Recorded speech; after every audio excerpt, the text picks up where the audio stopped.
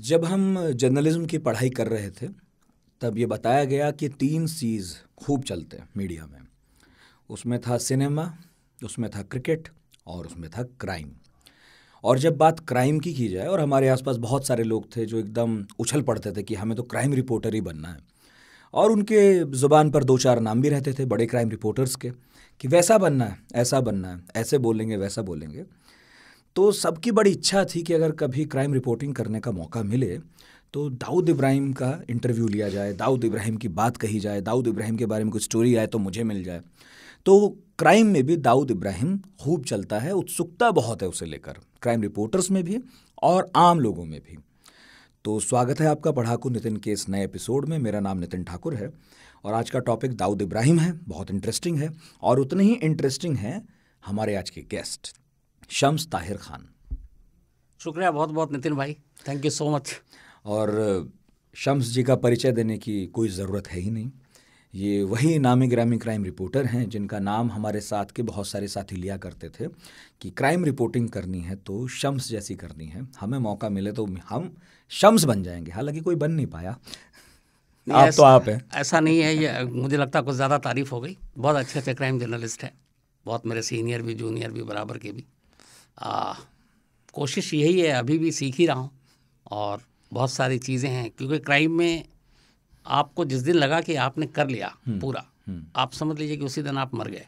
और ये एक लौती ऐसी बीट है क्राइम जिसमें हर दिन कुछ ना कुछ होता है और नया कुछ होता है। तो आप हर दिन कुछ सीखते हैं, हर दिन उसी जज्बे जोश के साथ। और सबसे बड़ी बात यह है कि अगर आपने क्राइम रिपोर्टिंग करनी है तो ये नौकरी नहीं हो सकती, ये पैशन या जुनून हो सकता है। तो अगर वो नहीं है तो फिर क्राइम रिपोर्टिंग बड़ा टफ काम है, क्योंकि क्रिमिनल आपसे पूछ के तो करता नहीं है क्राइम कितने बजे क्या करना है। तो 24 घंटे में कभी भी आपको भागना हो सकता है। पर सर, इतनी मेहनत, इतने दिन, कितना कुछ हो गया, आपके मन में भी कभी तो उठता होगा कि यार बड़ी बड़ी स्टोरी ब्रेक की हैं, कितनी कहानियों की तह तक मैं पहले पहुंच गया, पुलिस से भी, लेकिन दाऊद इब्राहिम नहीं हाथ आया। आपके भी नहीं आया, पुलिस के तो आया ही नहीं। देखिए, कोई भी फील्ड हो, जैसे स्पोर्ट्स है तो हर कोई ये चाहता है कि तेंदुलकर जैसा बनूं। फिल्म इंडस्ट्री है तो लगता है कि अमिताभ बच्चन, शाहरुख खान, सलमान बने। पॉलिटिक्स होता है तो फिर वैसे ही लगता है कि बड़े बड़े जो लीडर हैं, प्राइम मिनिस्टर बने हैं, कुछ वैसा हासिल करूं। सेम क्राइम रिपोर्टिंग में जो भी एक क्राइम रिपोर्टर आता है तो उसका एक सपना, ड्रीम होता है कि वो जो सबसे बड़ा क्रिमिनल या अंडरवर्ल्ड डॉन, एक बार दाऊद इब्राहिम का इंटरव्यू करूं। तो मैं भी उससे अछूता नहीं हूं। लगभग पिछले 20-25 सालों से ये कोशिश भी है और अभी तक हारा भी नहीं हूँ। और इसके लिए जितने पैर फैला सकता हूँ, हाथ पैर मार सकता हूँ, मारता रहता हूँ। दाऊद नहीं, लेकिन हाँ, आसपास के लोगों से ज़रूर बात होती है। और अक्सर ये जब बात होती है तो उसमें फिर एक रिक्वेस्ट ये भी होता है कि बस एक इंटरव्यू करा दो, क्योंकि क्राइम की दुनिया में जिस तरीके से दाऊद को प्रोजेक्ट किया गया, या कोई भी अगर आप क्राइम का नाम लेते हैं तो ऑटोमेटिकली आपके दिमाग में एक चेहरा जो आएगा, चाहे वो 25-30 साल पुराना ही चेहरा क्यों ना हो, वो दाऊद इब्राहिम का होगा। तो हर एक का होता है, हमारी भी कोशिश है, लेकिन जैसा आपने कहा कि हाँ, एजेंसियों के भी हाथ नहीं आया और अभी तक मीडिया के भी हाथ नहीं आया। उसे लेकर खास तौर पर इतनी उत्सुकता क्यों है? मतलब क्राइम रिपोर्टर्स में, आम लोगों में आपने क्या पाया, क्यों इतना लोग उत्साह से भरे रहते हैं? जबकि वो तो मतलब ना इंटरव्यू देता, ये भी नहीं मालूम कि सचमुच जिंदा है या मर गया है, और इतने साल हो गए हैं, अब कभी दिखता भी नहीं कि सीधा हाथ किसी वारदात में रहा हो दाऊद का। जो चीज़ आसानी से हासिल हो जाती है ना, उसकी फिर ज़्यादा इंटरेस्ट नहीं रहता है। जैसे आप अगर 7 दिन बिरयानी खाएं तो बिरयानी भी बुरा लगने लगता है। मुझे लगता है कि मीडिया ने बहुत ज़्यादा हाइप किया शुरुआत से ही, फिर फिल्म इंडस्ट्री ने भी, कई फिल्में बनी दाऊद इब्राहिम पर। आप जितने भी सब्जेक्ट उठाएं तो उसमें जब वो मेन विलन जो आता है तो ऐसा लगता है कहीं ना कहीं दाऊद की कहानी को गढ़ा जा रहा है। और जिस तरीके से, सबसे बड़ी चीज़ ये है कि क्राइम की जो पूरी एक इंडस्ट्री हम कहें, पहले यही होता था कि किसी को सड़क पर जाकर आपने छीना झपटी की, गोली मारी, दुश्मनी थी, लड़ाई झगड़ा, ये वो। दाऊद इब्राहिम पहला ऐसा शख्स था जिसने क्राइम को एक सिंडिकेट से भी बढ़कर एक कंपनी बना दी। और बल्कि दाऊद इब्राहिम को तो अब उस डी कंपनी का CEO का भी खिताब मिल दिया है, हालांकि मीडिया की तरफ से दिया गया है।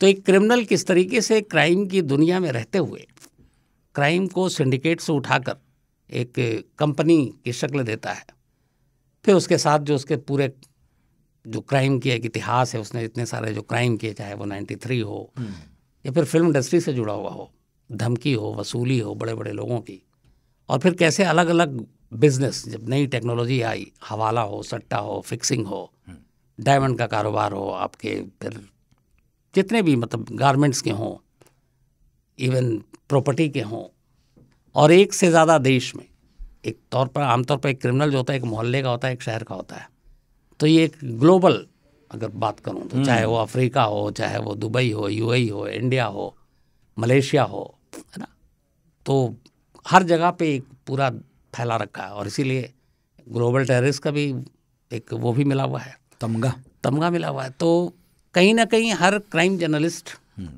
चाहता है कि असल में दाऊद का इंटरव्यू करना सिर्फ मकसद ये नहीं कि दाऊद को लाकर आप थोड़ी सी टीआरपी बटोरे या वाहवाही ले।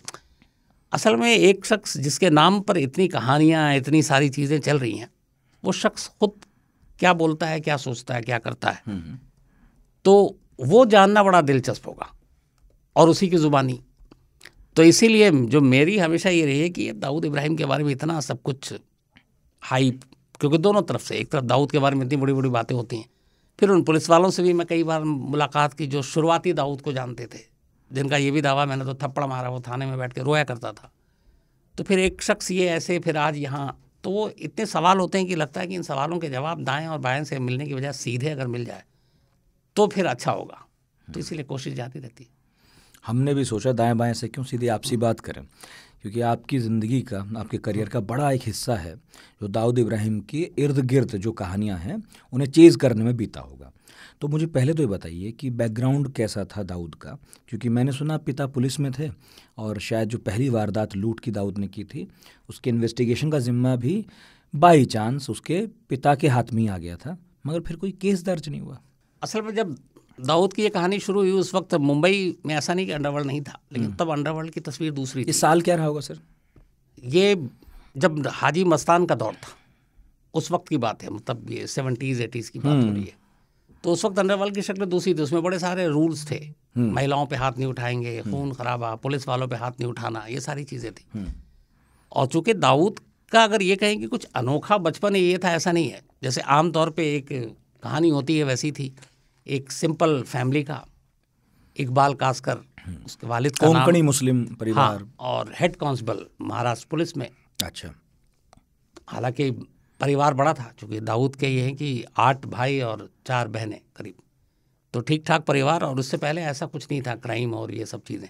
लेकिन जैसे जैसे बड़ा हुआ, और वो कहते हैं कि जो सोहबत होती है ना, तो सोहबत कुछ बुरे लोगों के साथ थी, तो उस चक्कर में मुंबई में जो है जिस तरीके का क्राइम था, वो गोल्ड की स्मगलिंग, इलेक्ट्रॉनिक्स की स्मगलिंग, अब तो ड्यूटी फ्री हो गया तो इन चीज़ों का कोई मतलब होता नहीं है, तो इन चीज़ों में अलग अलग गैंग हुआ करते थे, या शराब की बात थी, तो हाजी मस्तान और कुछ और ऐसे लोग थे। फिर लड़ाई झगड़ा हुआ, छोटी मोटी गुंडागर्दी से होते होते हाजी मस्तान तक पहुंच बनी।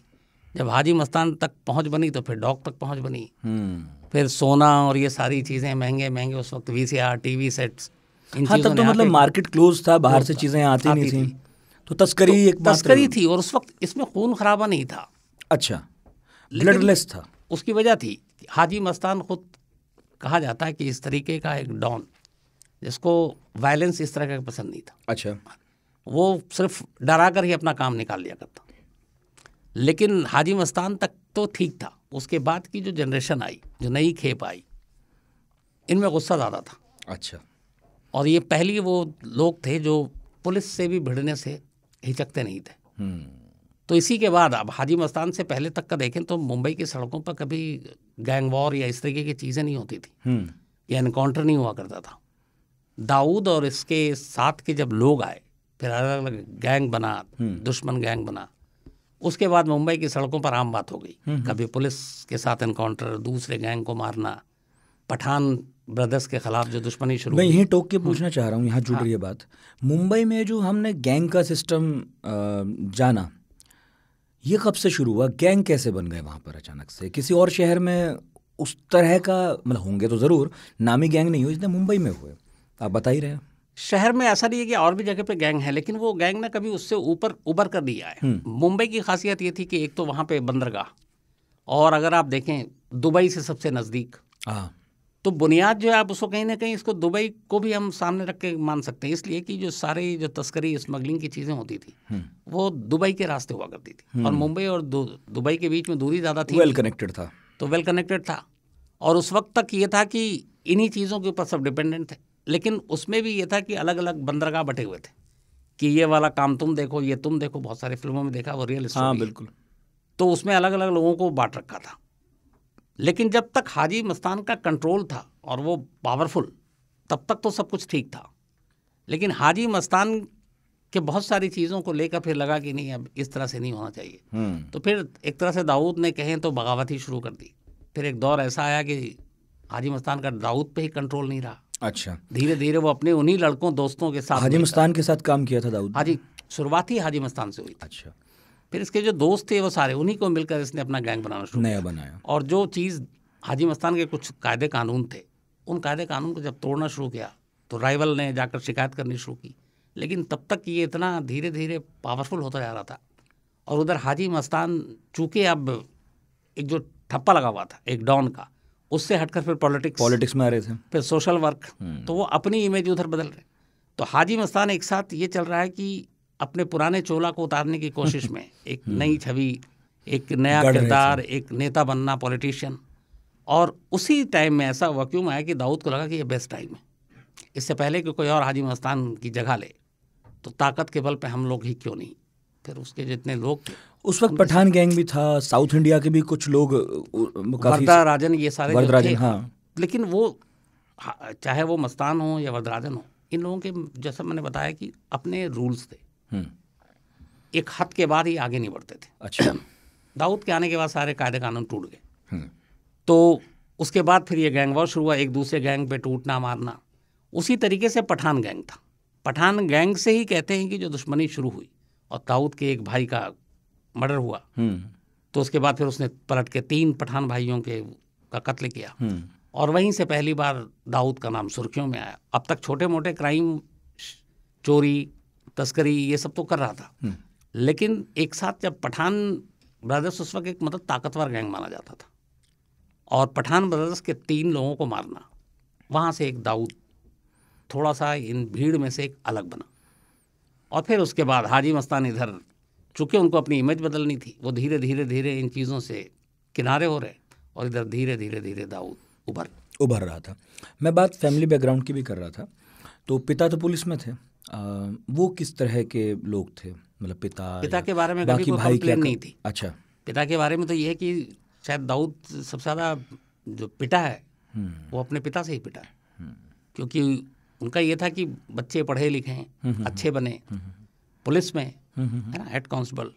तो फैमिली की तरफ से कभी कुछ नहीं था। और इस दाऊद के एंट्री से पहले पूरे फैमिली पर भी कभी कोई एलिगेशन या इस तरह की उंगलियां नहीं। लेकिन बाकी सारे भाई जो थे वो भी फिर जराइम की दुनिया में आए कि दूर रहे? ज़्यादातर ये कहें कि अगर दूर रहे तो ये झूठ होगा। अच्छा। लगभग, चूंकि आप दूर रख भी नहीं सकते थे। हाँ। अब अगर आपने एक क्राइम किया दाऊद ने, तो फिर अब ये वो दौर शुरू हो गया था पठान ब्रदर्स के बाद कि फैमिली भी तुम नहीं तो वो भी नहीं। वरना एक था कि आप महिलाओं पे या रिश्तेदारों पे, फैमिली मेंबर पे, बच्चों पे हाथ नहीं उठाएंगे। लेकिन अब ये हुआ कि फिर वो नहीं थे, भाई को उठाओ। तब उसमें चाहे मजबूरी कहे या जो कहें, फिर साथ आना पड़ा। अभी इंडिया में उनके भाई बहन वगैरह हैं या सब साथ में ही निकल गए? भांजा है। भांजा है। एक भाई है जो जेल में है। अच्छा। एक हसीना पारकर थी बहन, उनकी मौत हो गई, जिन पर फिल्म बनी। और बल्कि मैं उनसे एक बार लंबी मुलाकात की थी मैंने। अच्छा। नागपाड़ा में, मुझे याद है। और वो सीन भी याद है कि जब पहले से फ़ोन किया था और मैंने बताया कि मेरा नाम ये है, तो शायद वो आज तक देखा करती थी, तो उन्हें मालूम था कि मैं कौन हूँ। तो ये पूछा भी कि क्यों मिलना, तो मैंने कहा ऐसी बस मुलाकात करने का मन है। तो मैं और मेरे कैमरामैन सीनियर राफे सुल्तान थे, हम लोग पहुँचे वहाँ।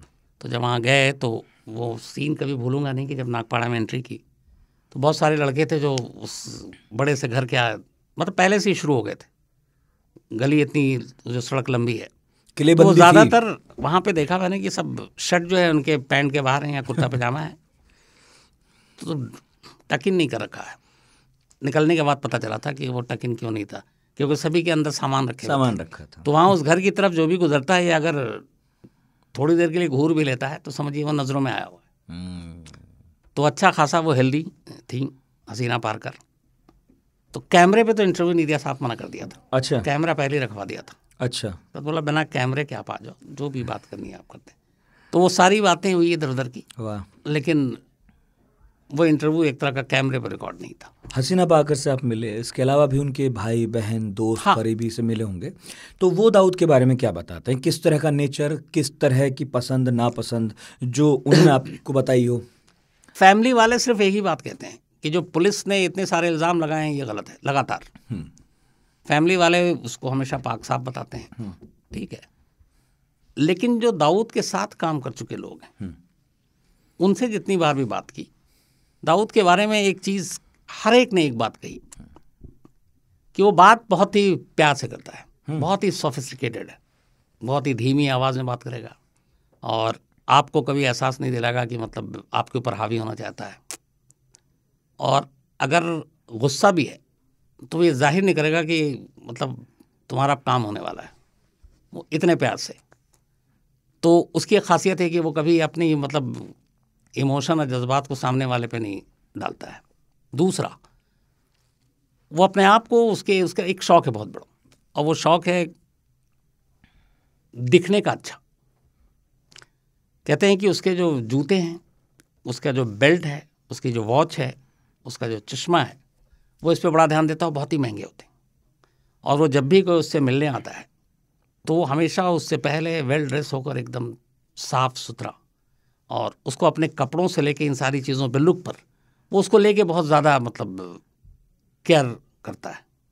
तो आप कभी भी जितने भी लोग मिले हैं उससे जाकर, दुबई में बहुत सारी मुलाकात हुई, तो उन सभी का यह कहना है कि आप जब भी जाओ, जितने बजे भी जाओ, वो हमेशा आपको ऐसा लगेगा कि बस अभी एकदम नहा पार्टी में जाने के लिए तैयार है। हाँ, तो ये उसका शौक है। उसको अच्छे बेल्ट पहनने का शौक है, अच्छे कपड़े पहनने का शौक है, अच्छे जूते पहनने का शौक है, अच्छे गॉगल्स पहनने का शौक है। अब जैसे आप कह रहे हैं कि भाई लोग दुबई गए, मिले और देखा उसको, हमें तो देखिए वही शक्ल सूरत थोड़ी बहुत याद है जो क्रिकेट मैच के उस स्टेडियम में जो कभी फ़ोन पे बात करता है, कभी मैच देखता है। बीच में एक तस्वीर भी आई थी।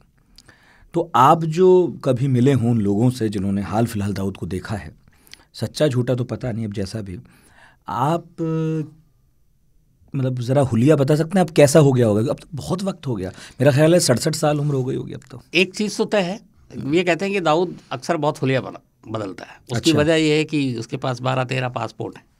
तो अब एक तो आपको इंटरपोल के ज़रिए वांटेड है, इंडिया का ग्लोबल टेररिस्ट डिक्लेयर कर रखा है। तो ऐसे देशों में जाना उसके लिए रिस्की है जहाँ पर आपका ट्रीटी हो, क्योंकि वो उसको डिपोर्ट कर सकते हैं। तो फिर वो ऐसे ही देशों में जाता है कि जहाँ से डिपोर्ट करना नामुमकिन हो, और उसके लिए उसने अलग अलग पासपोर्ट अलग अलग नाम से बना रखे हैं, करीब 12-13 नाम रखे हैं उसने। लेकिन उसमें एक चीज़ हर जगह ये है कि अब उसने दाढ़ी रखी हुई है। अच्छा। और उस हज वज भी कर रखा है। तो कई बार ऐसा भी होता है जो धर्म और मज़हब के लिहाज से, तो उसने दाढ़ी रखी हुई है, है। कुछ बीमार भी रहा, जब हालांकि कई बार ऐसी दाऊद की मरने की भी खबर आई। हाँ, सेहत को लेकर तो अक्सर कयास लगे। गैंग्रीन की जो बीमारी है वो सच है। अच्छा। ये सच है, उसका इलाज भी हुआ है। दाऊद को हार्ट की भी प्रॉब्लम है, शुगर भी है, लेकिन अब कमज़ोर भी। अब कहते हैं कि दाऊद वैसा नहीं दिखता जैसा आप शारजा की याद दिला रहे हैं, बिल्कुल उससे एकदम अलग और जुदा। छोटा शकील जो एक तरह से डी कंपनी के हम लोग स्पोक्स पर्सन के हैं, तो जब भी बात होती है उसकी एक ही लाइन होती है कि भाई बिल्कुल ठीक। एक क्या हुआ था कि अभी कुछ वक्त पुरानी बात बता रहा हूँ, एक बड़ी तेज़ी से ये मीडिया में खबर चली कि दाऊद बहुत सीरियस है और कराची के अस्पताल में एडमिट है। उस वक्त एक फिल्म रिलीज़ हुई थी, बाहुबली 2। अच्छा। ये उसी दौर की बात बता रहा हूँ। तो अब शाम तक खबर आई तो मुझे भी कहा गया कि चेक करो, दाऊद इब्राहिम सीरियस है, नाजुक है। कुछ जगह पे तो ये भी था कि दाऊद इब्राहिम की मौत हो गई। तो हम लोगों का तो एक जरिया डी कंपनी का स्पोक्स पर्सन छोटा शकील, वो लगातार मीडिया के संपर्क में रहता है छोटा शकील? नहीं, जब मन होता है, लेकिन तब कई बार नहीं। लेकिन वही रहता है बस। हाँ, डी कंपनी और कोई नहीं तो बोलता, और कोई नहीं बोलता। तो वो ये है कि आप मैसेज करें तो रिप्लाई आ जाएगा, नहीं तो फिर कॉल आएगा। तो अब उस वक्त इतनी तेज़ी से ये खबर चल रही, क्या किया जाए? तो फिर छोटा शकील को मैसेज किया, फिर कॉल आया। तो पूछा मैंने कि ये जो खबर चल रही है क्या है? तो बोला कि मैंने, आपने जब फ़ोन किया था, मैसेज किया था, उस वक्त मैंने उठाया नहीं था, और मैं इस वक्त, पूछो मैं क्या कर रहा हूँ। तो मैंने कहा आप क्या कर रहे हैं? हाँ याद आया मुझे, उस दिन थर्सडे का दिन था। अच्छा। तो मैंने कहा आप क्या कर रहे हैं? तो कह रहा बाहुबली 2 देख रहा हूँ। तो मैंने कहा बाहुबली 2 ये तो रिलीज़ नहीं हुई, कल होगी, और फ्राइडे को अपने यहाँ रिलीज़ होती। तो उसने कहा फ्राइडे तक कौन वेट करता है, ये अपना थिएटर है, अपना सब कुछ है, बाहुबली 2 ही देख रहा हूँ। और बाकायदा उसने कहा कि ये लो ऑडियो सुनो। तो फिर मैंने कहा अब ये पूरी कहानी जब सुना दी तो मैंने कहा अब मेरी बात तो बता दीजिए क्या। तो एक बात बताओ, अगर उसको कुछ होता, अगर उनको कुछ हो गया होता तो क्या मैं बैठ के बाहुबली 2 देख रहा होता? तुम्हारे सवाल का यही जवाब है। ये कह के फ़ोन रख दिया।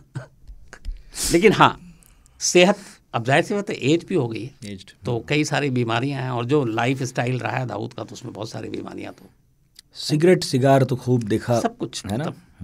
वो जो आप जितनी डाउन की जो इमेज होती है ना, मैंने बता ना कि एक तो वो गुड लुकिंग और ये सारे कपड़े वपड़े देखना, और फिर इस तरह की सारी चीज़ें, पार्टियों का शौकीन तो वैसे ही। छोटा शकील जब अक्सर मीडिया के संपर्क में रहता ही है और इतना भी खोलकर मान ही रहा है कि हमारे पास तक रिलीज़ होने से पहले फिल्में पहुंच जाती हैं, तो उसने कभी नहीं बताया या अंदाज़ा ही नहीं लगता कि भाई पाकिस्तान में है, कहीं और भी हो सकता है क्या? जब भी आप बात करें तो यही होता है कि पाकिस्तान में नहीं है। जैसे अभी शुरुआत आपने की थी इंटरव्यू, तो बोला ये पक्का होगा इंटरव्यू, वादा किया है। मैंने कहा कि एक तमन्ना है कि इंटरव्यू करवा दीजिए।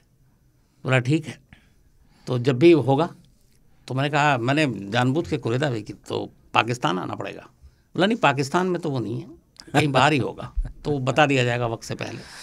तो हमेशा कभी भी आप डी कंपनी का कोई भी करीबी आदमी, वो आज तक उसने एक्सेप्ट नहीं किया कि दाऊद इब्राहिम पाकिस्तान में है। जबकि दूसरी तरफ ये है कि चाहे कॉल डिटेल फ़ोन रिकॉर्ड सारे आ गए कि कराची का वो क्लिफ्टन रोड, वो वाइट हाउस, एड्रेस तक पता है। मेरा ख्याल है आप लोगों के हवाले से, आप लोगों के जरिए टीवी पर कितनी बार चला, पाकिस्तान में है। इनफैक्ट एक बार तो मैं देख रहा था टीवी पर बाकायदा वीडियो चल रहा था, उसके घर के बाहर शूट हुआ था कुछ। हाँ, वाइट हाउस के बाहर शूट है ना।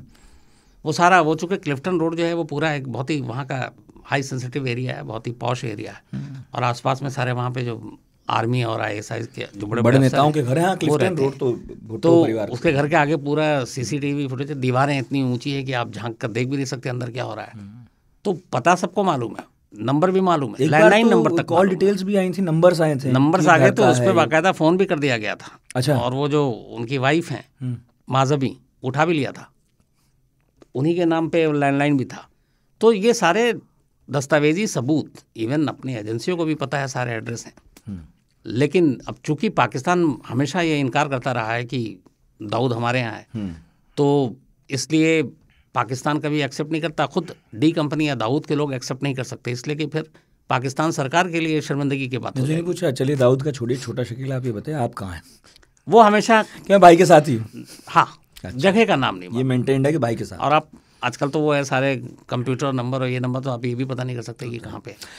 बच्चों के बारे में, बच्चे कभी जिस तरह हमने अक्सर देखा कि माफिया फैमिली के बच्चे अक्सर बिजनेस संभालते हैं बाद में, दाऊद के बच्चों ने कभी बिजनेस संभाला ये सब क्राइम में? जब भी इस तरह की कोई बात करते हैं ना, चाहे दाऊद के करीबी कितने भी लोग, उनका पहला जानते हैं जवाब क्या आता है नहीं तुम्हें, वो ये होता है कि यार फैमिली को छोड़ो, इसके बारे में बात नहीं करो। लेकिन जो हम लोगों की जानकारी थी वो ये थी कि दाऊद की 3 बेटियां, 1 बेटा है, बाकायदा लंदन में पढ़ा लिखा है, उसने शायद मैनेजमेंट का कोर्स किया है, बिजनेस मैनेजमेंट का, और अब इतना बड़ा एम्पायर है तो वो संभाल ही रहा होगा। लेकिन फैमिली, बच्चों के ख़ास तौर पे बारे में मतलब उसने इन सारी चीज़ों से दूर रखा हुआ है।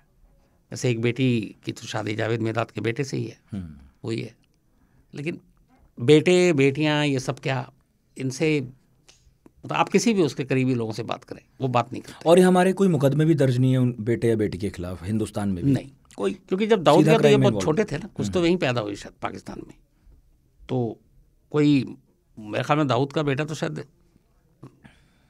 इंडिया में जब था भी कि नहीं था जब ये पाकिस्तान में पैदा हुआ।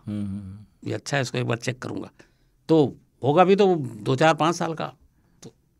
तो सिटीजनशिप वगैरह पता नहीं कैसे क्या मैनेज करते हैं, कुछ मालूम नहीं। ये सब तो देखिए एजेंसियां हर एक देश की अपनी अपनी काम करती हैं, जानती सब है। जब आप किसी देश के इंटरेस्ट के लिए कुछ काम करते हैं तो फिर जासूसी फिल्में आप देखते होंगे, तो उस तरीके से वो जो फिल्मों में कई चीज़ें होती हैं, जैसे आपको अभी दुलत साहब का आपने इंटरव्यू किया तो उन्होंने कहा होगा, लेकिन कुछ चीज़ें छुपाते हैं। तो हर देश के लोग आपको ये पासपोर्ट, वीज़ा और ये सब नेशनलिटी, नाम, चेहरा, ये बड़ी छोटी चीज़ें हैं, वो सारे इंतज़ाम हो जाते हैं।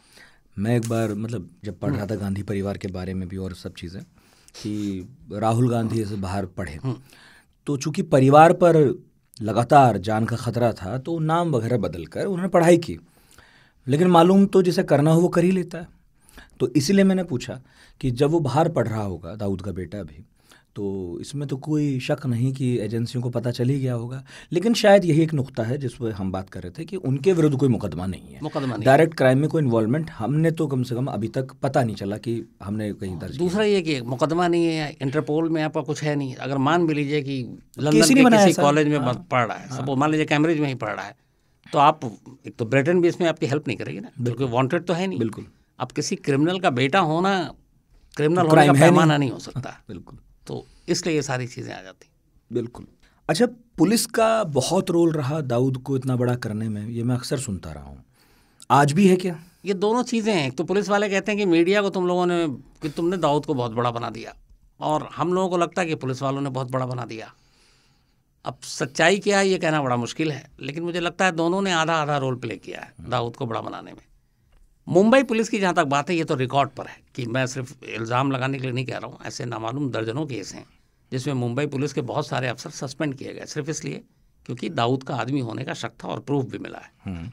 बल्कि ये भी किसी से बात छुपी नहीं है कि कहते हैं कि मुंबई पुलिस का एक बड़ा तबका एक दौर में दाऊद की तनख्वाह पर पला करता था, मतलब सरकार से भी पैसे लेता था और महीना दाऊद पेरोल पर थे, तो पेरोल पर थे उनके। और यही वजह है कि दाऊद के जितने दुश्मन हैं उन सबको धीरे धीरे जो किनारा किया गया, वो सब दाऊद के इन्हीं जो पेरोल पर रहने वाले पुलिस के जरिए किया गया। इतने सारे जो इनकाउंटर हुए, किसी ने 56 किए, किसी ने 66, किसी ने 100, तो उस इनकाउंटर में कहते हैं कि 70-80% इनकाउंटर तो दाऊद के इशारे पर ही किया गया। इन इनकाउंटर के ज़रिए मतलब पुलिस वालों के सरकारी पिस्टल से ही उसने अपने दुश्मनों को निपटवा दिया। तो ये इल्ज़ाम लगता रहा, और आप देखिए कि जितने भी इनकाउंटर स्पेशली मुंबई में हुए वो सभी हमेशा विवादों में रहे, जेल तक गए। प्रदीप शर्मा अभी हालांकि दूसरे केस में है, जेल में है, दया नायक एक दौर में वो भी जेल गया। तो इल्ज़ाम तो लगते रहे, और इस इल्ज़ाम में सच्चाई भी है कि मुंबई पुलिस का एक बड़ा तबका एक दौर में, अभी भी कहते हैं कि ऐसा नहीं कि पूरी तरह से साफ़ हो गया, अभी भी कुछ हैं जो दाऊद के शुभचिंतक हैं जो मुंबई पुलिस में, और इसीलिए उसको हर छोटी बड़ी खबर मिल जाती है। डी कंपनी का बिजनेस अभी भी चलता है हिंदुस्तान में, मुंबई में? बिल्कुल चलता है डी कंपनी का बिजनेस। बल्कि अभी कहीं एक रिपोर्ट आई थी, पूरे वर्ल्ड में शायद 40,000 करोड़ से ज़्यादा का टर्नओवर है इनका बिजनेस पूरा। अब तो ये हाँ, लेकिन अब ये हो गया कि जिस तरीके से चीज़ें बदली हैं, अब ये सिर्फ किसी को धमकी फ़ोन देकर पैसे निकलवाना, कॉपीराइट लेना, पेटी क्राइम्स नहीं करते, फिक्सिंग करना, हाँ इनका ये है कि अभी भी मैच वैच पे इंटरेस्ट रहता है, क्योंकि दाऊद का क्रिकेट का शौक है, तो वो अभी भी फिक्सिंग वाला तो चलता है, और या सट्टा।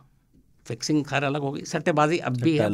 कहते हैं कि क्रिकेट में सबसे बड़ा जो सट्टा का ऑर्गेनाइजर है वो जो डी कंपनी है, चाहे वो पूरा गल्फ हो या फिर पूरा इंडिया हो, पाकिस्तान हो, बांग्लादेश हो, इन सब जगहों पे पूरा होल्ड उसी का है। और भी कोई सोफिस्टिकेटेड तरीके से बिजनेस करते हैं लोग? प्रॉपर्टी मैंने सुना, प्रॉपर्टी में भी काफ़ी इन्वेस्ट किया। प्रॉपर्टी में सबसे ज़्यादा, अगर यूएई में सबसे ज़्यादा है तो प्रॉपर्टी में है, मॉल में है, बहुत सारे मॉल हैं, हाउसिंग कॉम्प्लेक्स हैं, आपके डायमंड के बिजनेस में साउथ अफ्रीका, कपड़ों में, गारमेंट्स में है, ठीक है।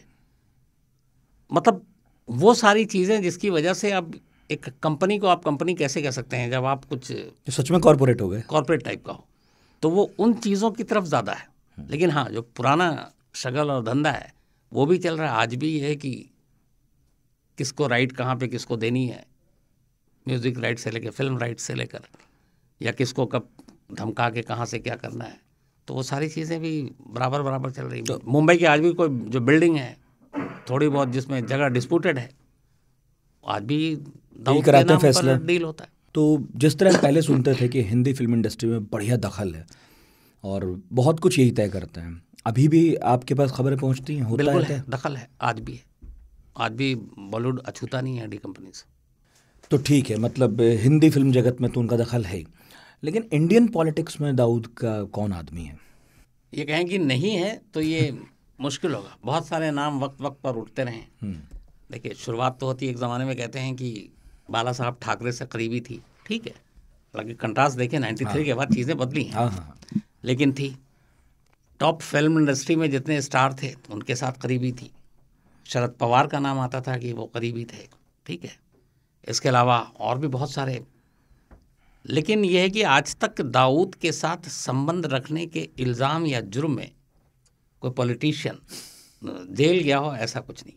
इल्ज़ाम लगते रहे। क्या यही वजह है कि जब दाऊद ने चाहा कि वो हिंदुस्तान लौटे और इस बाबत राम जेठमलानी को फ़ोन किया, जो उनका खुद का दावा था, फिर उन्होंने शरद पवार को बताया कि ऐसे ऐसे दाऊद चाहता है ना, तो ये भी एक कारण है कि दाऊद को आने नहीं दिया गया या बात ही नहीं की गई उससे, क्योंकि वो कई ऐसे नाम खोलता जो मुश्किल होते। फिर वो एक फेज़ आया था जब एक उम्मीद बंधी थी कि शायद दाऊद भारत लौट आएगा। साल क्या था ये? और ये बात एग्जैक्ट मुझे साल याद नहीं, जब राम जेठमलानी जी लंदन में मिले थे और फिर बातचीत हुई थी। लेकिन उस वक्त शायद, जहाँ तक मुझे याद है, नरसिम्हा और शायद प्राइम मिनिस्टर शरद पवार, मेरा ख्याल है गृह मंत्रालय में थे शायद, नरसिम्हा, तभी तो उनको फ़ोन किया था। राइट। तो वो एक दौर था, लेकिन उसमें बहुत सारी चीज़ें थी। बहुत सारे ऐसे लोग थे जिन्हें डर था कि एक तो पहले तो दाऊद का था कि मेरे खिलाफ ये सारे केसेस, खासतौर पे 93 वाला आप हटाओगे, और बाकी भी उसकी कुछ शर्तें थी कि किस जेल में रखना है, कहाँ रखना है। फिर जो दाऊद के करीबी थे सारे, उनमें एक हड़कंप मच गया था कि आकर नाम लेना शुरू कर दे, ब्लैकमेल करना शुरू कर दे, पोल खुल जाए। तो उससे ये हुआ कि अक्रॉस दी पार्टी बहुत सारे लोग घबराए हुए थे। लेकिन फिर इधर बात बनी नहीं, ऊपर से सिग्नल नहीं मिला कि हम उसकी शर्तों को मानेंगे। तो कुछ शर्तें मानी जा सकती थी, लेकिन इतनी सारी शर्तें थी कि एक तो उसमें आप मौत की सज़ा और ये नहीं दोगे, 93 वाला मुकदमा मेरे ऊपर नहीं चलेगा, जबकि उधर जो SIT की टीम थी उसके पास पूरा प्रूफ था। तो वो बहुत सारी चीज़ें ने मिलकर, और दूसरा ये भी एक शक होता है कि क्या वाकई दाऊद सचमुच आना चाहता था या फिर वो टटोल रहा था। एक बात ये भी थी। उसका पक्ष क्या है? मतलब आप 93 वाला कह रहे हैं, मुंबई ब्लास्ट में देखिए, शुरू से दाऊद जो है ना, उसके जितने तरीके से अलग अलग तरीके से चीज़ें आई, उसका ये कहना है कि 93 ब्लास्ट में मेरा कोई रोल नहीं है, ये सारा का सारा टाइगर मेमन का काम था। अच्छा। उसका ये कहना था कि चूंकि जब राम जन्मभूमि और बाबरी मस्जिद का विवाद के बाद जब 6 दिसंबर हुआ और उसके बाद फिर मुंबई में दंगा हुआ, तो उस दंगे के दौरान बहुत सारे हिंदू मुस्लिम दोनों मारे गए थे। तो उसमें दाऊद ये भी सफाई देता है कि उस दंगे में मेरा कोई नुकसान नहीं हुआ था, लेकिन टाइगर मेमन का ऑफिस जला दिया गया और वो बड़ा गुस्सा था और बदला लेना चाहता था। और फिर उसके बाद दुबई में ये सब कुछ हुआ। वो कहता है कि हाँ, मैं एक मीटिंग में ज़रूर था, लेकिन मेरा इससे कोई लेना देना नहीं था, मुझे कुछ मालूम नहीं था। ये उसकी सफाई है, और वो सब कुछ इल्ज़ाम रखता है टाइगर मेमन पर। लेकिन यहाँ पे फिर जो कई एक जो हमारे पास प्रूफ है एजेंसियों के पास, वो ये कि जो जिस मीटिंग में ये मुंबई 93 ब्लास्ट की जो पूरी साजिश रची गई, उसमें दाऊद भी मौजूद था, उसमें ISI के लोग भी मौजूद थे, उसमें टाइगर मेमन भी था। और जो सबसे बड़ा उसके खिलाफ यह वो ये कि टाइगर मेमन कभी भी इतना बड़ा डॉन नहीं रहा कि वो अकेले बलबूते पे इतने बड़े पैमाने पे मुंबई में सीरियल 13 जगह पे धमाके हुए थे, करीब 350 लोग मरे थे, तो वो अपने आप अकेले कर पाए। इसके लिए, और अच्छा, ISI की पहुंच डायरेक्ट नहीं थी, वो फाइनेंशियली मदद कर सकती थी बाकी, लेकिन मुंबई में पहुंचकर वो ग्राउंड पे काम करे, या ISI की इतने बड़ा नेटवर्क इंडिया में नहीं था, तो फिर कौन कर सकता था? तो एक ही आदमी था उस वक्त मुंबई का सबसे बड़ा डॉन, दाऊद इब्राहिम। अब सबसे बड़ा जो ये था कि जो उसके खिलाफ, वो ये था कि इतने बड़े पैमाने पे धमाके करने के लिए आपको उसी हिसाब से RDX चाहिए, 1000 किलो के हिसाब से। अब टाइगर मेमन की इतनी हैसियत नहीं है कि वो इसका इंतज़ाम कर सकते। तो मुंबई के डॉक तक ये RDX कैसे पहुँचे? बिना दाऊद की सहमति के नहीं हो सकता था। तो दाऊद का ये कहना है कि इसमें शामिल नहीं हो, लेकिन ये जो सारी चीज़ें कि मैन पावर सप्लाई करना, रैकी में मदद करना, कैसे ऑपरेशन को अंजाम देना है, और सबसे बड़ी बात है कि इतनी बड़ी मात्रा में RDX मुंबई के बंदरगाह तक पहुँचाना, ये टाइगर मेमन के अकेले न बस की बात थी, ना उसके पास इतने पैसे थे और ना उसके पास इतना बड़ा गैंग था। तो ये सारी चीज़ें दाऊद इब्राहिम ने की। अब उसमें यह है कि लेकिन उसका मोटिव क्या था? तो वही कि जब बाबरी मस्जिद वाला हुआ, उसके बाद ISI ने उसको एक तरह से ब्रेन वॉश किया और कहा कि हमें ये काम करना है, और टाइगर मेमन ने इसमें उसकी पूरी मदद की। और सबसे बड़ा जो उसके खिलाफ एक और भी चीज़ है कि जब ये कुछ हुआ मार्च 93 में, उससे पहले दाऊद मुंबई छोड़कर दुबई भाग चुका था। तो अगर ये था तो आप दुबई नहीं भागते, है ना। और यह जब यह हादसा हुआ, जब उस दिन तक भी नाम नहीं आया था, तो आप आकर यहाँ पे सफाई दे सकते थे। लेकिन दाऊद फिर कभी नहीं आया, बल्कि उल्टा वो दुबई से भी पाकिस्तान चला गया, क्योंकि दुबई से उसको पकड़ कर यहाँ लाया जा सकता था, उसको खतरा था।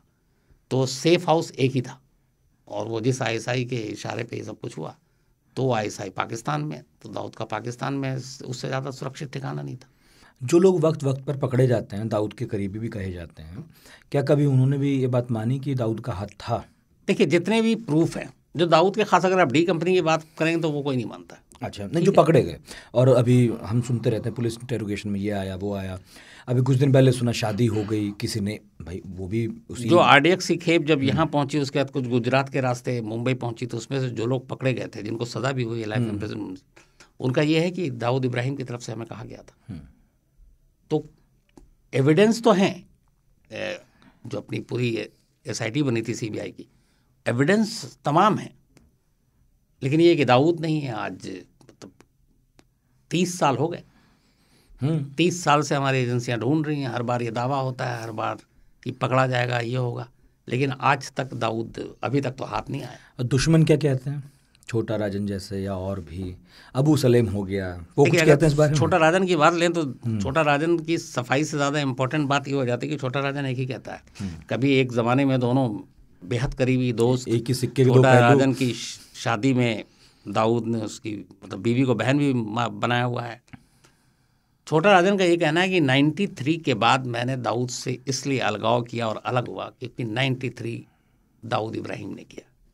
तो यहीं पे एक लकीर खिंच गई। तो इसलिए छोटा राजन का कि ये पाक साफ है या इसमें हाथ नहीं है, अगर छोटा राजन को ये मानता कि दाऊद इब्राहिम का 93 से कोई लेना देना नहीं है, तो फिर वो दोनों कभी अलग नहीं होते। और बल्कि न सिर्फ छोटा राजन, बल्कि ये वो इंसिडेंट है 93 जिसने अंडरवर्ल्ड में भी पहली बार हिंदू और मुस्लिम की लकीर खींची थी।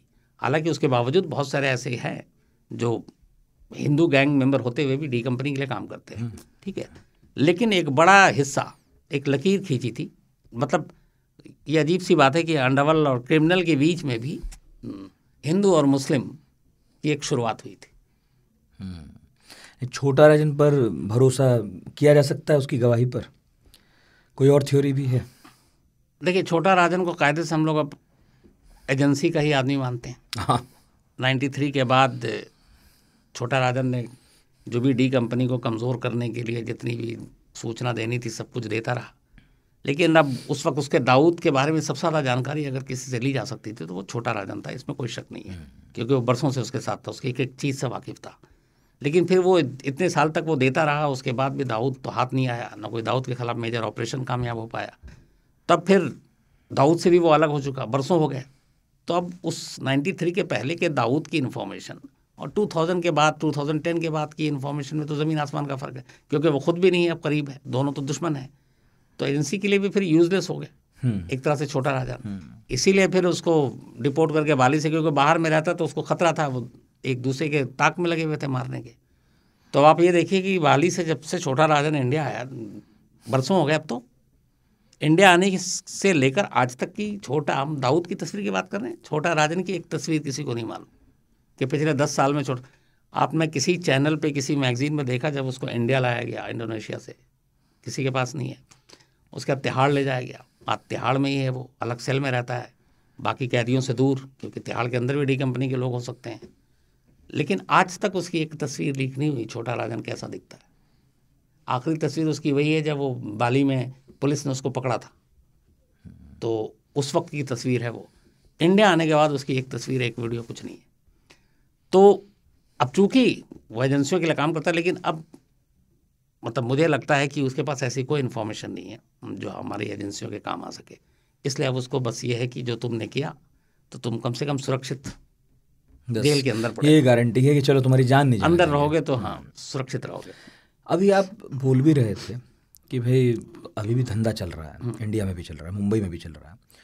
ये एजेंसियों का फेलियर नहीं है, क्योंकि ये क्या संभव है कभी कि केवल फ़ोन कॉल पर पाकिस्तान से या दुनिया के किसी भी हिस्से से वो लोग बिजनेस चला लें और चलता रहे?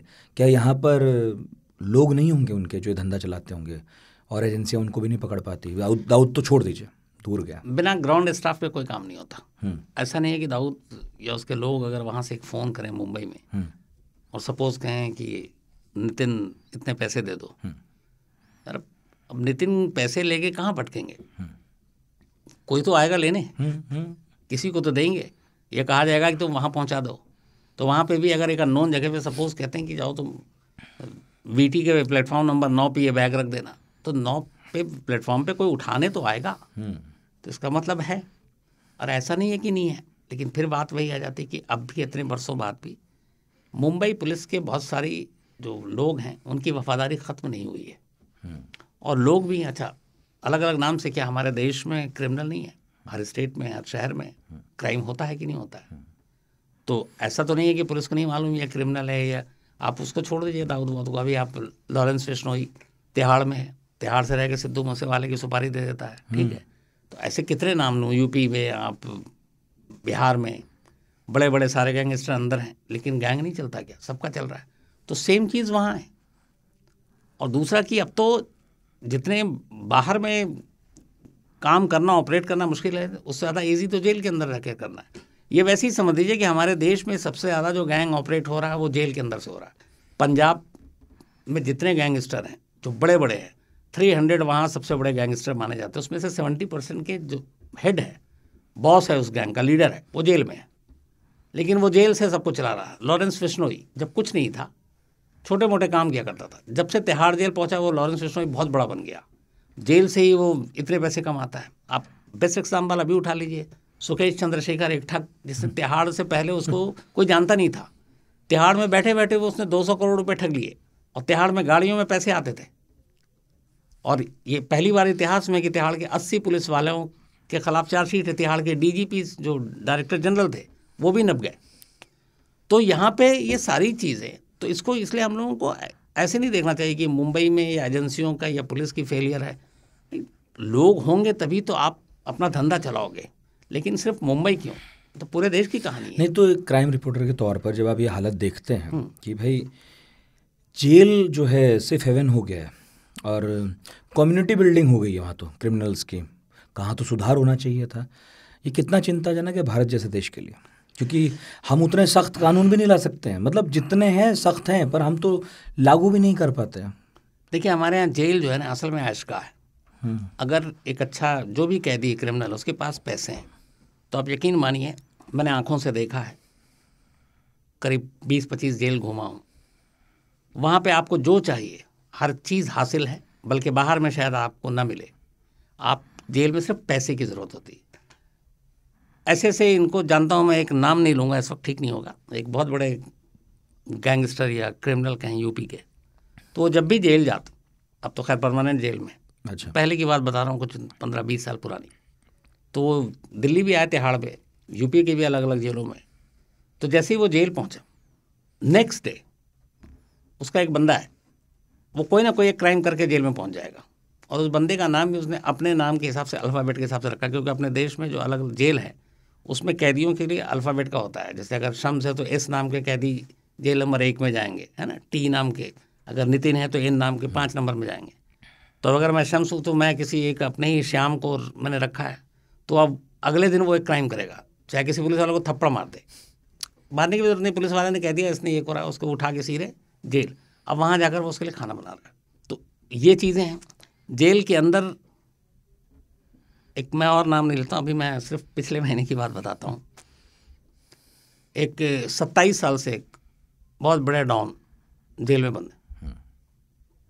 बात हुई मिलने की, मैंने कहा ठीक है मिलना है, मैं गया। तो अब ये कि किससे पहले मैं शुरू में उससे पहले सोचा था कि थोड़ा बीच में वकील आएंगे, कुछ होगा, कोर्ट की परमिशन लेनी पड़ेगी। तो वकील 1-2 दिन तो बात हुई, फिर मैसेज गया वहाँ तक, तो खुद फ़ोन आया फिर, तो बोला कि आप 1 दिन पहले मुझे बता देना आप कब आओगे। मैंने बता दिया, बोला आ जाइए, किसी को कुछ नहीं कहना, बस गेट पे सिर्फ आप अपना नाम बताओगे। ये भी था कि हाँ आपका चेहरा लोग जानते हैं तो आप मास्क पहन लेना। अच्छा, और अपना एक ही नाम बताना। तो ठीक है, मैं मास्क कोरोना की वजह से बहुत फ़ायदा भी होता है।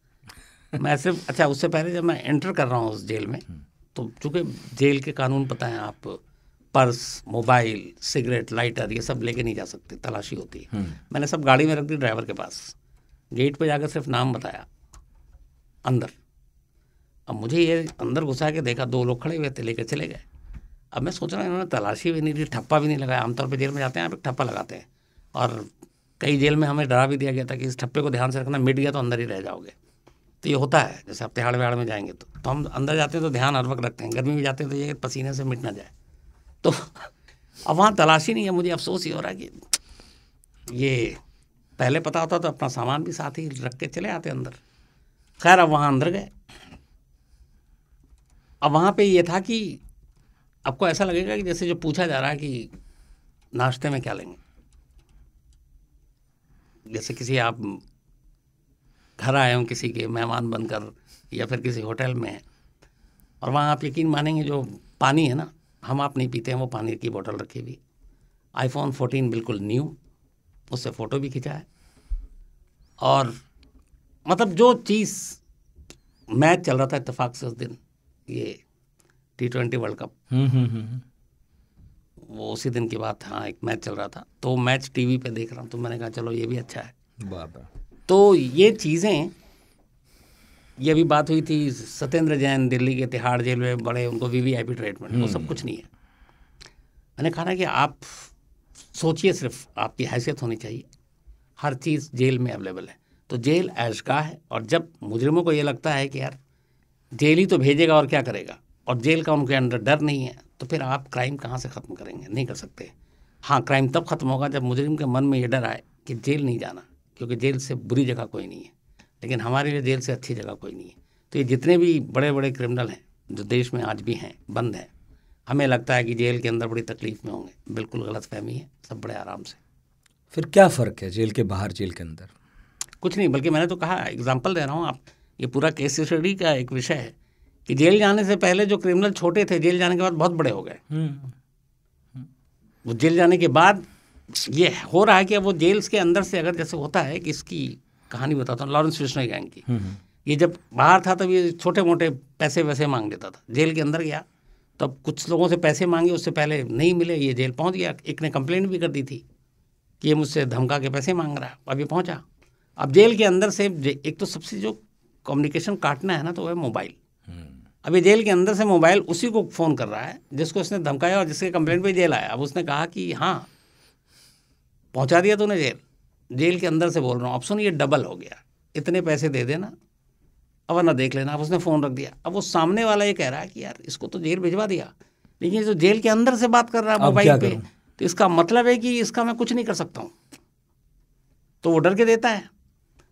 अब यहाँ पे एक इत्तेफाक की बात है कि हर जेल में जैमर लगा हुआ है, लेकिन हर जेल की कहानी अंदर की है कि सबको पता होता है कि ये जैमर कब बंद होगा, कब चालू होगा, और जेल में ऐसा कौन सा कोना है जहाँ जैमर काम नहीं करता। मैंने कहा ना कि जब iPhone 14 हो आपके पास, मैं जिस जेल की बात कर रहा हूँ उस जेल में, चलिए इन सब बड़े डॉन को तो छोड़ दीजिए, एक मामूली कैदी मिला मुझे, मैं लौट रहा था तब, एकदम यंग सा लड़का था, किसी छोटे मोटे जुर्म में आया होगा और वो 10-15 दिन में निकल जाएगा। तो जब मैं गुजर रहा था तो वो मुझे पहचान गया, वो कहानियाँ सुनता है, तो अचानक बोला कि सर एक सेल्फी लेनी है। तो मैं कहा यार यहाँ सेल्फी कैसे? तो जेब से मोबाइल निकाला, सेल्फी ली। अच्छा, वो फ़ोटो भी उसने मुझे भेजी है, फिर नंबर दिया मैंने कहा तुम्हारे पास मोबाइल की तरह छोड़िए ना सर, क्या छोटी बात कर रहे हैं। और वो कोई बड़ा क्रिमिनल नहीं, छोटा एकदम मामूली फर्स्ट टाइमर था, लेकिन वो भी मोबाइल है। इसका मतलब है कि वो आप पैसे दीजिए, सहूलियत सब कुछ। अच्छा, जैसे एक जेल की भी बात हुई और साथ में इसकी भी कि दाऊद का धंधा अभी भी चल ही रहा है, क्या ऐसा भी आपको लगता है कि जो व्यवस्था बनाने वाले लोग हैं या जो व्यवस्था लागू करने वाले लोग हैं, वो इसलिए भी ये होता रहे तो होता रहे वाले मूड में रहते हैं, क्योंकि खून तो नहीं बह रहा ना, कम से कम दिख तो नहीं रहा कि ऐसा कुछ हो रहा है, तो बस व्यवस्था चल रही है तो चलने दें? क्या वो इस मोड में भी ये सब करते हैं? देखिए, इस मोड में करते हैं ऐसा नहीं, क्योंकि बहुत सारे ऐसे पुलिस वालों को भी जानता हूँ या फिर अपनी एजेंसी के, जिनका एक ही टारगेट है, मतलब एक ही सपना है कि वो दाऊद को कैद करें, पकड़ के ले आए, तो उससे उनको नेम फेम तमगा सब कुछ मिलेगा। लेकिन इतने साल हो गए, वो ऐसी जगह पे है जहाँ से आप उसको ला नहीं सकते। अब आप जैसे अमेरिका ने किया था ओसामा बिन लादेन को, वैसा ऑपरेशन भी आप नहीं कर सकते। हालांकि ऐसा नहीं, बहुत सारे ऐसे ऑपरेशन हुए भी हैं, लेकिन कहीं ना कहीं बहुत सारी चीज़ें इसमें है, इसमें पॉलिटिक्स भी इन्वॉल्व है। इसमें बहुत सारे लोगों को लगता है कि एक बार दाऊद आया तो पता नहीं कितने के काले कारनामे उजागर हो जाएंगे। तो एक इसको कहें कि आप एक मायूसीपन भी है कि छोड़ो यार, रहने तो, जो जैसा चल रहा है चलने दो।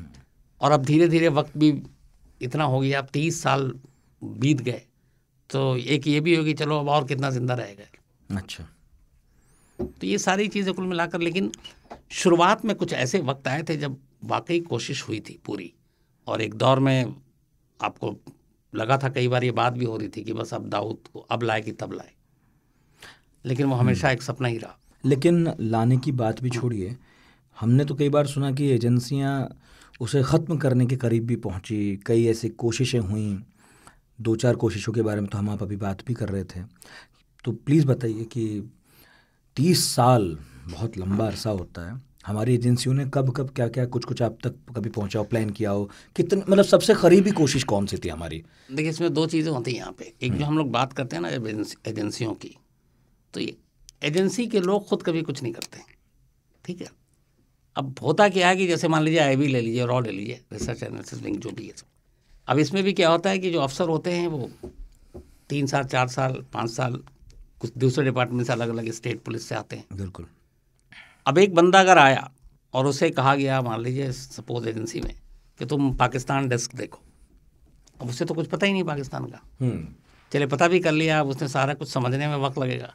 अच्छा, इतने टाइम में जब आप माहिर हो जाते हैं तब तक पता चला आपको कहीं और ट्रांसफ़र कर दिया गया कि नया जॉब। तो आप काम कैसे करेंगे? काम करते हैं आप उन लोगों को यहाँ पे चुनते हैं जो खुद क्रिमिनल होते हैं, जो खुद गैंगस्टर होते हैं, जो जैसे डी कंपनी में कभी रहा, उनको आपने तोड़ा तो उसके ज़रिए आपने पता किया। फिर आप उस देश में, अगर पाकिस्तान में ऑपरेशन चलाना है, तो पाकिस्तान के ऐसे कौन कौन से क्रिमिनल हैं जो आपके लालच में या किसी और से काम आ सकते हैं और आपका काम कर सकते हैं, जाकर गोली चला सकते हैं। तो ऐसे लोगों की तलाश की जाती है, और इसके लिए हमेशा एक क्रिमिनल को ख़त्म करने के लिए दूसरे क्रिमिनल की मदद ली जाती है। ये पहला बेसिक चीज़ होता है। दाऊद को लेके ऐसी बड़ी बहुत सारी कोशिशें हुई, 93 के बाद भी कोशिश हुई थी कि चूँकि एक लोगों में बहुत गुस्सा था कि इसका बदला दिखाया जाए, लेकिन जैसा कि था वो पाकिस्तान भाग गया, वहाँ से पकड़ के लाना, ऑपरेशन चलाना मुश्किल था, लेकिन टीमें लगी रही। असल में जो सीरियस एक कोशिश, एक एफर्ट हुई थी, वो 2005 और 6 में हुई थी। दाऊद की बेटी की शादी थी और दुबई में थी, और इत्तेफाक से इस शादी की बात हर तरफ थी, बल्कि शादी के कार्ड तक मीडिया के पास आ गए थे। और जावेद मियादाद के बेटे से ये शादी थी, तो एक तो क्रिकेट। अच्छा, अगर जावेद मियादाद के बेटे के साथ शादी ना होती तो शायद ये शादी इतनी ज़्यादा आम नहीं होती, क्योंकि जावेद मियादाद के घर में भी पहली शादी थी, और जावेद मियादाद पाकिस्तान के एक बड़े स्टार क्रिकेटर। तो अब जावेद मियादाद भी गुपचुप तरीके से अपने बेटे की शादी तो करेंगे नहीं, एक बाप होने के नाते उनके अंदर भी सपना होगा, कुछ अरमान होंगे कि बड़े धूम धड़ाके से बारात निकलेगी। बट गलती ये है कि इधर बेटी जो है वो दाऊद की, और दाऊद मोस्ट वांटेड रडार पे। अब ये हुआ कि फिर मक्का में कुछ रस्में हुई, फिर दुबई में एक रिसेप्शन दिया गया, और वो नाम भी आ गया द ग्रैंड हयात, दुबई का जो आलीशान होटल है। तो अब ये सारी चीज़ें आ गई। अब ये हुआ कि ये वो वक्त है, करीब 500 गेस्ट थे, जिसमें UAE के बड़े बड़े शेख और तमाम लोग, और क्रिकेट की दुनिया के भी, फिर डी कंपनी के भी। बट उसमें यह था कि दाऊद खुलेआम क्या उस शादी को अटेंड करेगा, क्योंकि कोई भी भेस में हो सकता है, लेकिन ये था कि आएगा ज़रूर, क्योंकि बेटी की शादी है तो आएगा ज़रूर। तो ये मौका, जिस पहली बार ऐसा था कि एग्जैक्ट टाइम, डेट, लोकेशन सब मालूम था कि इस मौके पर दाऊद कहाँ पे होगा, तो ये एक बड़ा एडवांटेज था। अब इसको लेके प्लानिंग शुरू हुई। इत्तेफाक से उस वक्त इंटेलिजेंस ब्यूरो यानी IB के जो अपने डायरेक्टर थे वो अजीत डोभाल थे, जो अभी NSA हैं। तो अजीत डोभाल पाकिस्तान डेस्क ऑलरेडी देख चुके, पाकिस्तान में 7-9 साल काम भी किया है। तो कहते हैं कि उस वक्त 2005 जुलाई में शायद ये एक प्लानिंग हुई। अब इसमें कहा गया कि दुबई में जाकर कैसे, तो दुबई में दाऊद का भी पूरा अपना नेटवर्क है, और दुबई में छोटा राजन का भी रहा था, क्योंकि दोनों साथ थे एक ज़माने में। फिर इसमें छोटा राजन को कहा जाता है कि इन्वॉल्व किया गया, तो उसने कहा ठीक है, मैं इस काम में मदद करूँगा। उसने अपने 2 शूटर तैयार किए, एक मल्होत्रा था और एक का नाम, एक विक्की मल्होत्रा और एक शायद फरीद तानाशाह, ये 2 लोग थे। ये नेपाल में थे। इनको नेपाल से दिल्ली लाया गया, दिल्ली के अशोका होटल में ठहराया गया। अशोका होटल में ठहराने के बाद बाकायदा इनकी पूरी ट्रेनिंग हुई, गुरुग्राम के पम्मनेसर के आसपास। अच्छा। उसके बाद ये सारी चीज़ें एक रिकॉर्ड पे स्टेटमेंट भी आई थी किसी की, नाम बोल रहा हूँ। खैर उसके बाद सब कुछ हुआ, इनके पासपोर्ट बनाए गए। अब इनको ये था कि उस शादी तक, द ग्रैंड हयात तक पहुंचाना है और टारगेट एक ही है। कहते हैं कि एक रोज़ वही जुलाई का महीना, और ये दोनों अशोका होटल में थे और अजीत डोभाल खुद वहाँ मौजूद थे और इनको ब्रीफ कर रहे थे। इनकी टिकट हो चुकी थी, इनके वीज़ा सारा काम फॉर्मेलिटी हो चुका था, अब शायद इनको बस निकलना था। इत्तेफाक से जब ये सारा ऑपरेशन और ये प्लानिंग चल रही थी तो दाऊद इब्राहिम को इसकी भनक मिल गई। उसकी वजह यह है कि ये बात मुंबई पुलिस तक पहुंची थी कि दाऊद की शादी और कुछ ऑपरेशन की सुगबुगाहट है। अब किसी एक अफसर तक ये बात पहुंची होगी, हालांकि बहुत ही उसको सीक्रेट रखा गया था, लेकिन उस अफसर के ज़रिए मुंबई के ये बात दाऊद तक पहुंच गई कि एक प्लान हो रहा है और इस शादी में ऐसे सेटअप होना है।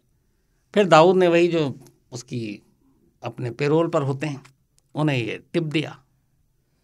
उसके बाद शाम को मुंबई के 2 सीनियर पुलिस अफसर, एक डीसीपी रैंक के और एक और, अचानक अशोका होटल पहुंचते हैं। और उस वक्त अजीत डोभाल उस कमरे में और वो मल्होत्रा और जो अपना तानाशाह, वो दोनों साथ में। और वो अचानक, अच्छा इन दोनों की तलाश थी मुंबई पुलिस को किसी पुराने केस में, और वो सीधे पहुंचते हैं और कहते हैं कि हमें इन्फॉर्मेशन मिली है और ये दोनों वांटेड हैं। अब डोभाल उसको बता रहे हैं कि देखो ये दूसरा है, एजेंसी का ऑपरेशन है। वो कहते हैं नहीं हमें तो ये चाहिए, और एक एजेंसी का काम दूसरी एजेंसी हमारे यहाँ बर्बाद कर देती, और वो दोनों को लेकर मुंबई चले जाते हैं। डोभाल साहब कुछ नहीं कर पाते, और फिर वहाँ ले जाने के बाद जब ये बाद में फिर हाई लेवल पर, एक तो कम्युनिकेशन गैप था, हमारे अपने ही स्टेट गवर्नमेंट हो, सेंट्रल हो, एजेंसियों के बीच में कम्युनिकेशन नहीं था।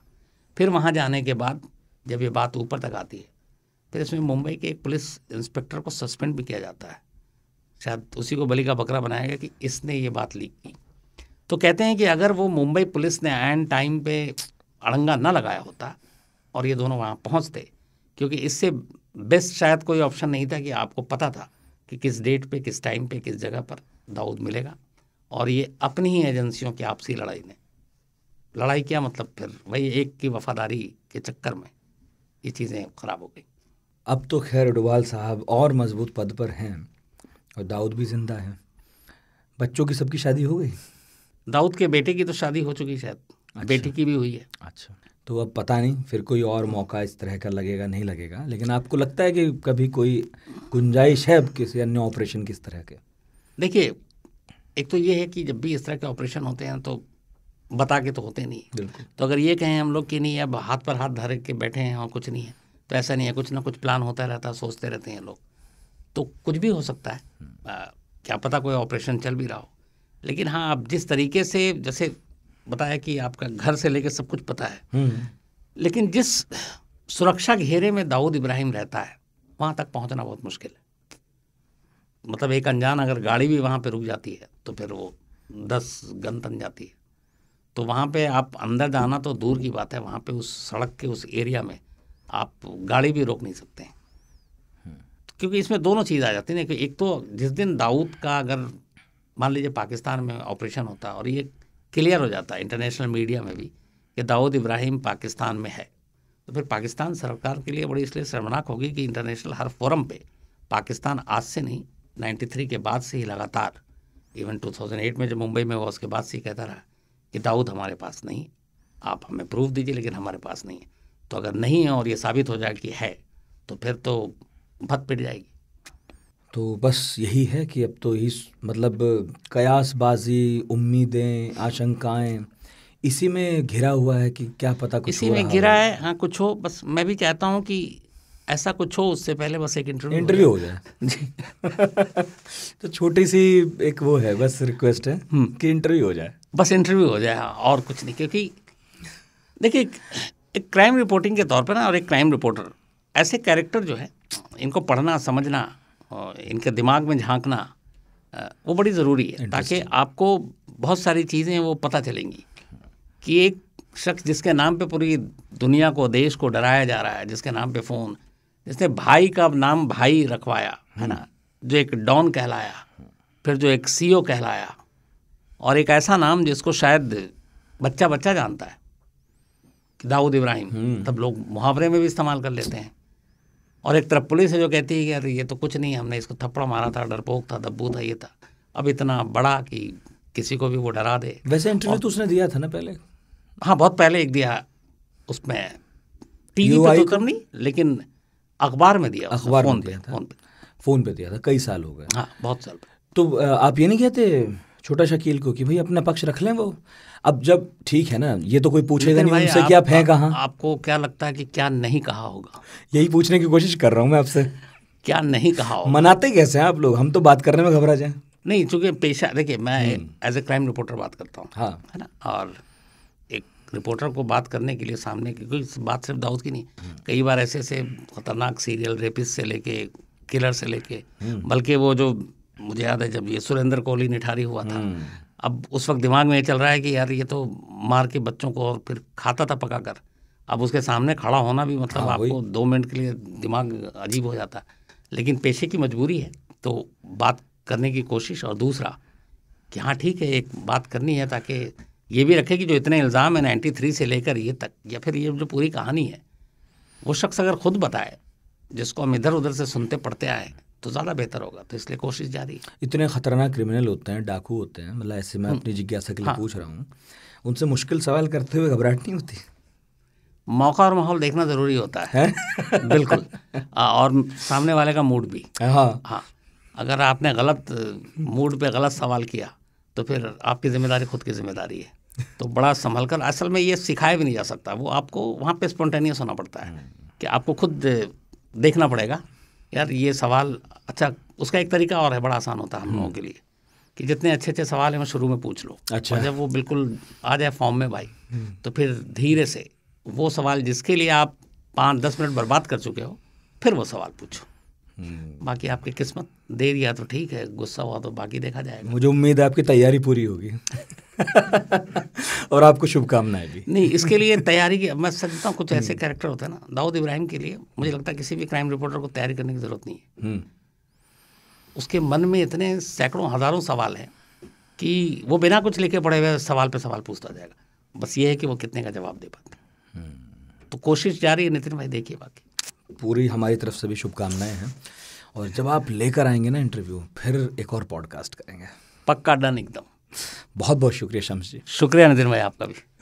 तो शम्स ताहिर खान सुना आपने, देखते भी होंगे, और अब तो वो डिजिटल पर भी हैं, टीवी पर तो आते ही थे, और आज पॉडकास्ट में उन्होंने हमें मौका दिया सवाल जवाब का। और दाऊद बहुत इंटरेस्टिंग टॉपिक, और शम्स सबसे इंटरेस्टिंग आदमी इस पर बात करने के लिए। तो आपको कैसी लगी ये बातचीत बताइएगा radio@aajtak.com पर। अगले गुरुवार फिर हाजिर होंगे। बहुत बहुत शुक्रिया।